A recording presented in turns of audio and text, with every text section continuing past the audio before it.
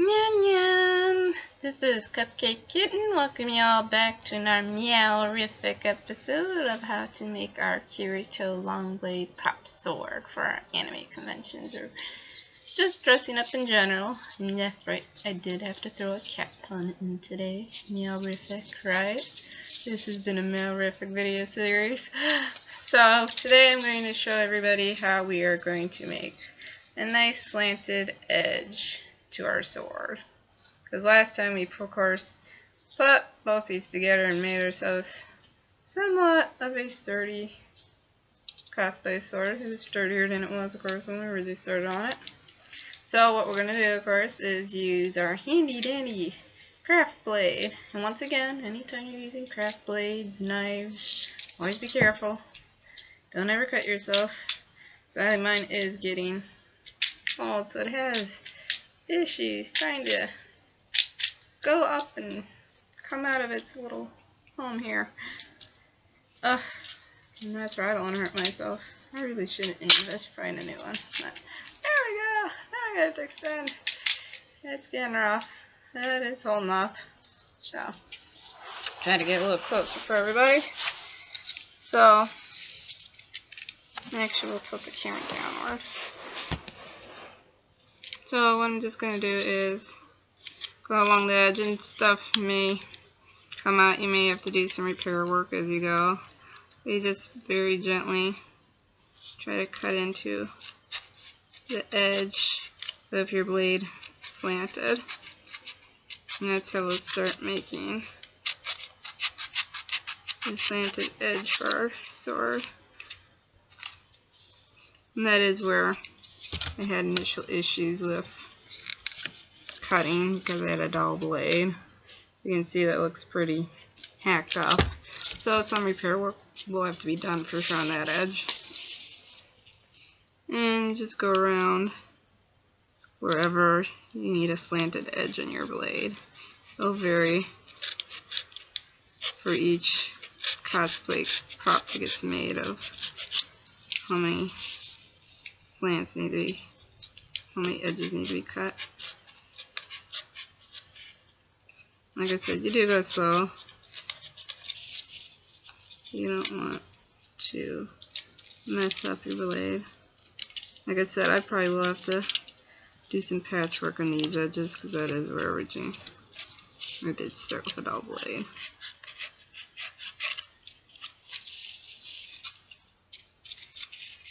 And if everybody's wondering why I do the cat ears, I'm not really sure why. I just like cats, and I always found cat girls very cute in anime, so I can't seem to help but want to emulate them to some degree. What was that? I watched recently on YouTube a whole video series of people playing a game called Necropara. Nothing but cat girls. So that really got my fangirl going. There is like apparently 2 versions of this game called Necropara. It's a dating sim series, which of course Japan makes lots and lots of those. So there is like an adult version of it and a general version.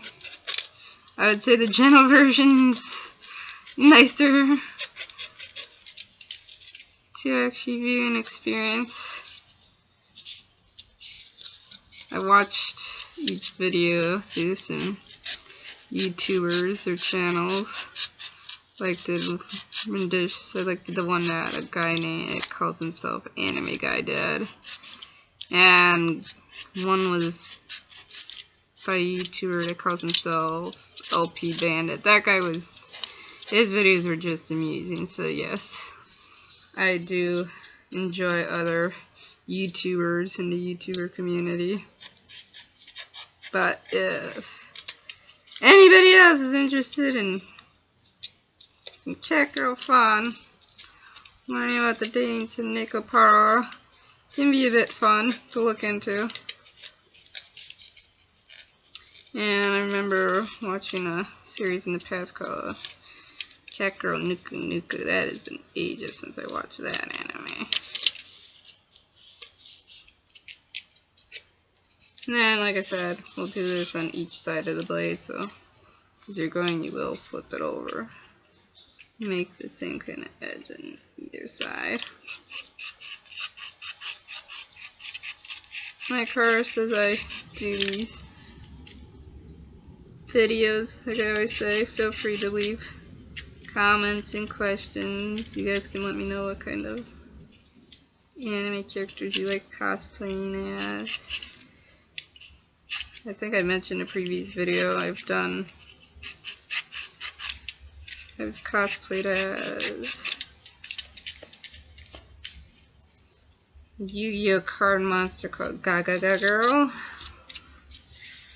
I did a character, Khaleesa Hayes, one year from a series called Robotech in America, or Macross in Japan. As like one of my favorite animes, actually, is Robotech Macross series. I would say check that out if any of you guys haven't seen that yet.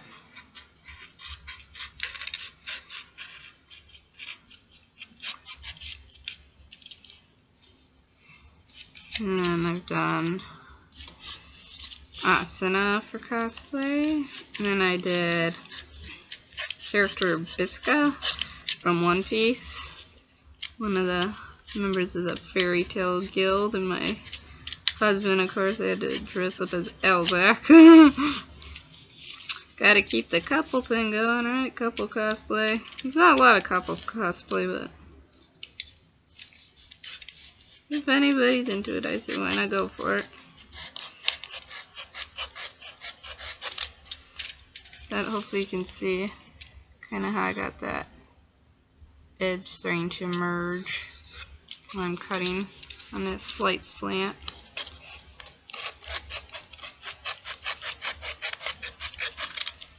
And what's it? I also did Aerith. I've cosplayed as Aerith from Final Fantasy VII. I did her look from the original game series, because I am very much an RPG gamer. There's actually a lot of RPG video game characters I would like to cosplay as well if I had the time to do as much cosplaying as I want. Like I said, I usually just do one con a year though. Don't usually have the resource to always do more than that, or just frankly even the time to do more than that. It takes quite a while to completely make cosplay outfits and props yourself, so I really wouldn't have time to do more than too much in one con a year. I'm just going to dress along the whole rest of the blade, doing of course the smaller part, the little corners. You always have to go slower on. But I mean, technically you're gonna not go too fast on any part of the blade. It's because you want to try to keep kind of a even consistency to the width that you're cutting out. And I mean, there will be parts where it's a little rough, sticks up. You can take your blade, try to very gently cross, see if you can get it going, and fix any areas where it seems like when you adhere the two pieces together it didn't line up very well. But there we got more of the crease emerging. And I do just a little bit at a time, as I said. If you want a wider looking into it, you can go back in there, extend it more, how far inwards you want the slant to be, go in. And usually what I'll do once I got it completely, cut the edge usually what I like to do, which, like I said, you might not be able to even see that little edge I'm doing really well, because I probably do need better video equipment, but usually what I like to do once I get that complete cut the way I want it is I'll just take some sandpaper and go over it as well, smooth it, get it more of an even line. And of course there's like little holes in it, which I don't know, you might not be able to see that little hole. I'll use some kind of putty to fix that. So far I've been using something, I forget the name of it, but it's something you use for paintings. I'll grab the jar when I'm ready to show how I do little prayer work, because on that side for sure I can see the wood. I did cut a little bit too far into the foam board when I was trying to make it that I could fit the wood in, so we will have to fix that little part. But I hope you can kind of see what I was doing here as I'm cutting the edges out.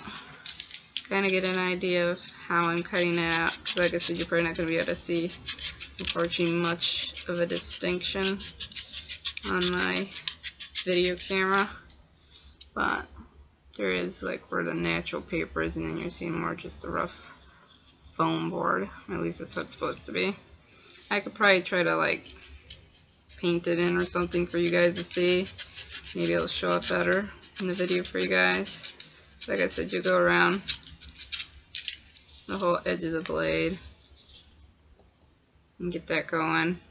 You'll flip it over, do the same thing on both sides, make that edge.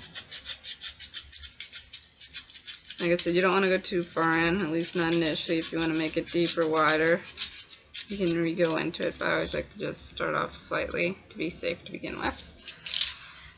But for now, that'll be it for this video, because I kind of got a very good generalization of what I'm doing here. I think of making that edge, and it'll probably get, like I said, boring to watch me do every little single minute of this. So, everybody enjoy your day. Until next time, enjoy your meow-rific day. Bye-bye.